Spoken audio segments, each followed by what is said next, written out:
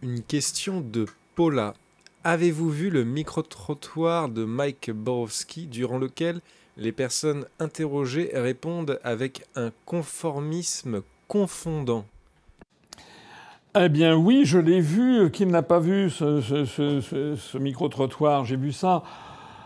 Ça va bien avec ce que je viens de dire. D'ailleurs, ben, bravo de sortir cette question à ce moment-là, compte tenu de ce que je viens de dire. Euh, là, on touche du doigt c'est vraiment le problème numéro un de la France. Il faut regarder les choses en face. Hein. C'est le problème numéro un, avant même notre appartenance à l'Union européenne. Le problème numéro un, c'est que nous avons 46 millions d'électeurs, et sur les 46 millions d'électeurs, il y en a encore une majorité qui votent sans exercer d'esprit critique sur ce qu'ils entendent à la télévision. Voilà. Donc ce micro-trottoir était épouvantable. On voyait des gens qui répétaient comme des perroquets savants ce qu'ils ont entendu sur LCI, BFM, CNews, TF1, etc. Zelensky est un héros, Poutine très méchant, etc., etc. Pas l'ombre d'une réflexion personnelle. Pas l'ombre même d'une hésitation. Aucune volonté d'aller se renseigner ailleurs. Donc en fait, la situation de la France, je me permets là de le signaler, c'est la plus grande gravité. La situation de la France, c'est que nous ne sommes pas du tout dans une démocratie. On est dans une démocratie de façade, mais où les gens qui vont voter sont sous hypnose. Il n'y a pas, c'est comme au moment de l'affaire de l'injection ARNM, il n'y a pas de consentement éclairé. Les Français ne sont pas dans une situation où ils votent de façon éclairée. Ils ne savent pas qui se présente. Je l'ai vu en 2017. Il y a des gens, je l'ai déjà souvent expliqué, il y a des gens qui m'ont brocardé sur le fait que j'avais fait 1% des suffrages. En me disant, monsieur Asselineau, vous avez fait 1%, vous n'intéressez pas les Français. Mais ça n'est pas le bon raisonnement, puisque en 2017, j'avais eu 4 semaines pour me faire connaître. Et il y a énormément la grande majorité des Français, au moment du premier tour, ne savaient pas qui j'étais. Parce que j'avais été très largement caché.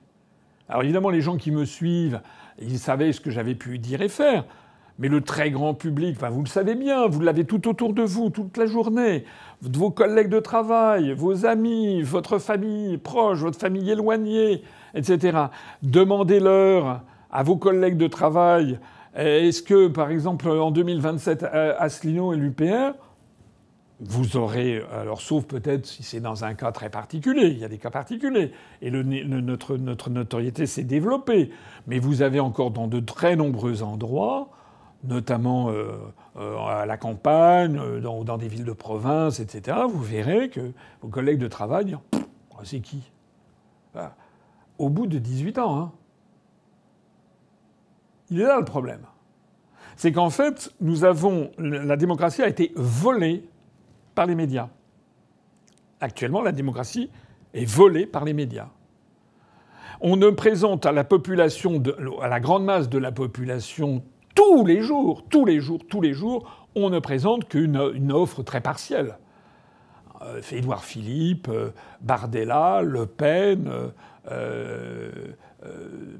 comment s'appelle-t-il, Glucksmann, Mélenchon, quoi d'autre, Bellamy, Vauquier, Zemmour et Knafo ont eu leur heure de gloire, et puis voilà, enfin à peu près, quoi. J'ai à peu près tout dit. Et puis les autres se partagent les miettes. Donc ça veut dire que lorsque moi j'ai fait 1% en 2017, évidemment si 99% des Français m'avaient connu, c'était pas beaucoup. Mais il n'y avait pas 99% des Français qui me connaissaient au point de voter pour moi. Hein. Parce que pour voter pour un nouveau venu, vous vous rendez compte ce que c'est ? Voter pour un nouveau candidat, un nouveau venu. Mais la grande majorité des gens, ils votent comme on a toujours voté dans leur famille. Hein.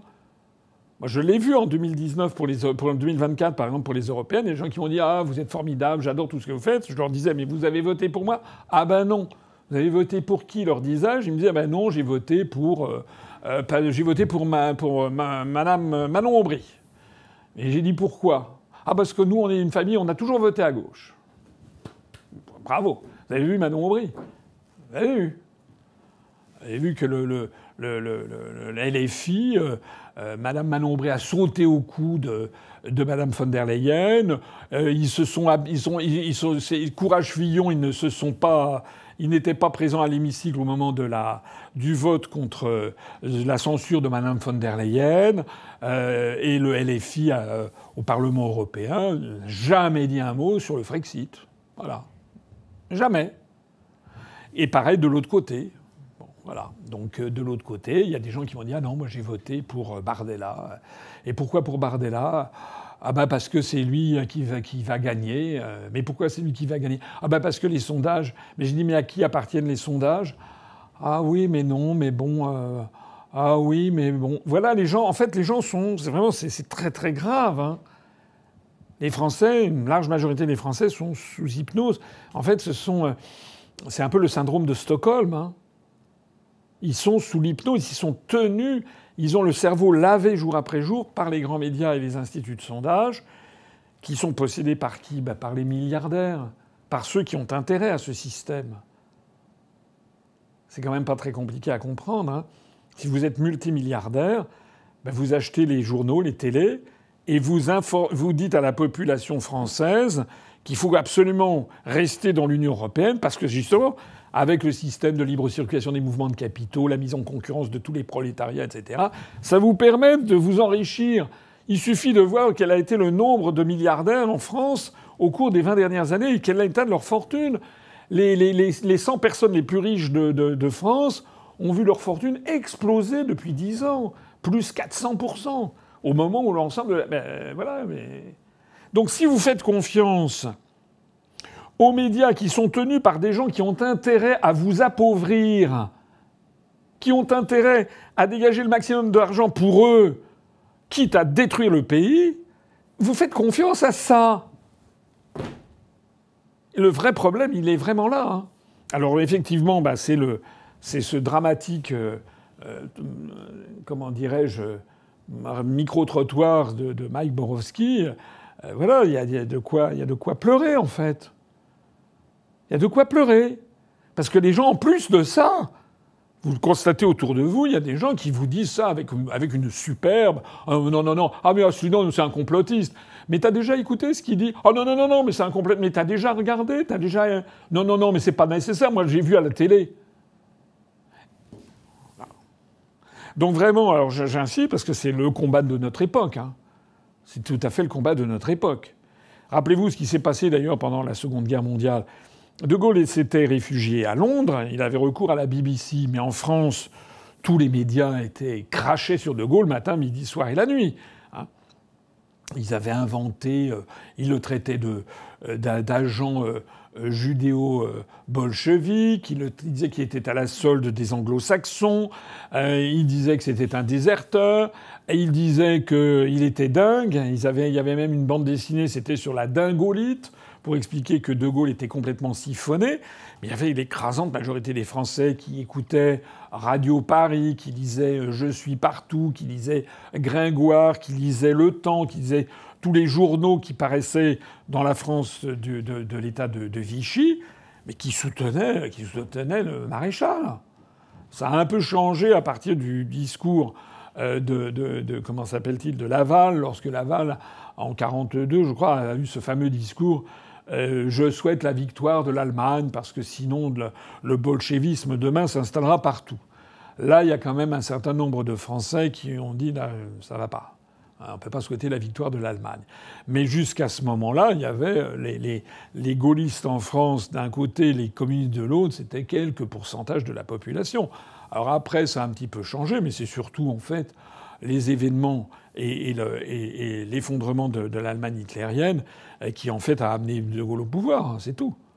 S'il y avait eu des élections en France après en 1943, après l'opération Torche, lorsqu'il y a eu la fin de la zone de démarcation, s'il y avait eu des élections avec l'État de Vichy, De Gaulle aurait fait 1% des suffrages ou 2%, avec des gens qui vous auraient doctement expliqué non, mais c'est pas possible, la France n'est pas assez forte pour s'opposer au grand Reich allemand, etc. De la même façon que vous avez des gens aujourd'hui qui vous expliquent que la France est beaucoup trop petite pour être toute seule, elle se ferait bouffer tout cru. Ce qui est un argumentaire que j'ai démonté la dernière fois, on en a vu la vanité, la fausseté, au moment des négociations sur les droits de douane. On a vu que l'Angleterre toute seule a obtenu des droits de douane bien plus avantageux que l'Union européenne, et avec 10% contre 15%. Si la France avait, j'ai eu l'occasion de le dire, si la France avait négocié les droits de douane avec Trump toute seule et sans se sentir solidaire des excédents commerciaux allemands, on aurait eu 5 ou 10% de droits de douane. Et on n'aurait pas eu 15%. Voilà. Voilà ce qui est. Mais là... Voilà ce que je peux dire. Donc, je ne sais pas comment vous percevez ce que je vous dis. C'est pas pour moi, en tout cas, une occasion de baisser les bras, parce que nous avons raison. Parce que de toute façon, l'Union européenne s'effondrera. Ça ne peut pas marcher. On le voit. Enfin, j'annonce ça depuis 18 ans. Il y avait des dissidents soviétiques qui, dans les années 50, disaient que l'URSS finirait par s'effondrer. Alors les gens, dans les années 60-70, rigolaient. Et puis lorsqu'en 91 ça s'est effondré, les gens, finalement c'est lui qui avait raison, mais il y avait du temps, il y avait de la nécessité que les gens fassent leur expérience, commencent à vieillir, de nouvelles générations arrivent et s'aperçoivent que ça marche absolument plus. Mais on en est là. On en est là, c'est-à-dire qu'un jour viendra où l'Union européenne s'effondrera. On voit bien les prémices un peu partout d'ailleurs. Je vois qu'il y a des déclarations assez inattendues de tel ou tel syndicat, de telle ou telle personnalité qui, d'un seul coup, on découvre qu'ils sont assez eurocritiques. Mais voilà, actuellement, on a une caste euro-atlantiste qui verrouille à mort, mais à mort, les médias en France, dans tous les domaines, et dont nous souffrons. Donc la chose, elle est très claire. Hein. Il faut que les Français comprennent que c'est... Moi, je pense, en toute immodestie, mais en toute sincérité, et au vu des 18 ans que je viens de passer pour expliquer ce qu'il fallait faire, je pense que je serai en 2027 celui qui peut sauver le pays. Vraiment. Mais est-ce que les Français l'admettront? Est-ce que les Français me connaîtront? Est-ce que les Français ne vont pas aller comme des zombies voter pour quelqu'un qui aura 30 ans, qui est M. Bardella, qui n'est compétent sur rien, mais qui a droit à des médias tous les jours? C'est tout le problème, en fait. Et là, ça n'est pas uniquement moi. Hein. C'est pas moi, je peux pas tout seul, je peux pas faire tout ça tout seul. C'est vous tous autant que vous êtes. Vous devez absolument, et ça j'insiste, il ne faut pas qu'une fois que vous aurez coupé l'ordinateur ce soir, vous disiez c'est les autres qui vont le faire à ma place. Il faut que tous, vous alliez parler à vos voisins, à vos collègues de travail, etc. Ne vous laissez pas intimider. Il y en a qui ricanent, il y en a qui disent que je suis un complotiste, que vous êtes des complotistes. Mettez-leur sous le nez des vidéos. Je vois mon ami Nelly Paté, qui est notre délégué de l'Hérault, qui m'a envoyé, on va le remettre en ligne, un débat que j'ai eu, c'était le 10 juin 2012. C'était au café de Flore, je crois, à Paris, c'est sur le boulevard Saint-Germain. Un café qui était très... Il y avait tous les intellectuels dans les années 50 et 60. À l'étage, il y a un salon. Et j'ai eu un débat qui avait été organisé par je ne sais plus quelle structure, avec un monsieur qui s'appelait Marc Déré, D''H-E-R-E. Et c'était le 10 juin 2012. Un débat de 1h20. Allez le regarder. C'était il y a 13 ans. Allez le regarder. Et voyez les arguments. Le débat, c'était « Faut-il sortir de l'Union européenne ?»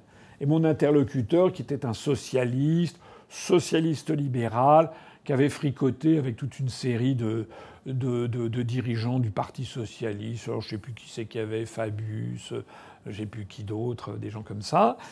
Et puis, lui, évidemment, il a commencé le débat en disant que c'était ridicule comme question, que personne ne voulait sortir de l'Union européenne. C'était en 2012. Hein. C'était donc 4 ans avant le vote du référendum sur le Brexit au Royaume-Uni. Et ce qui est intéressant, c'est qu'il y a 13 ans allez écouter ce débat.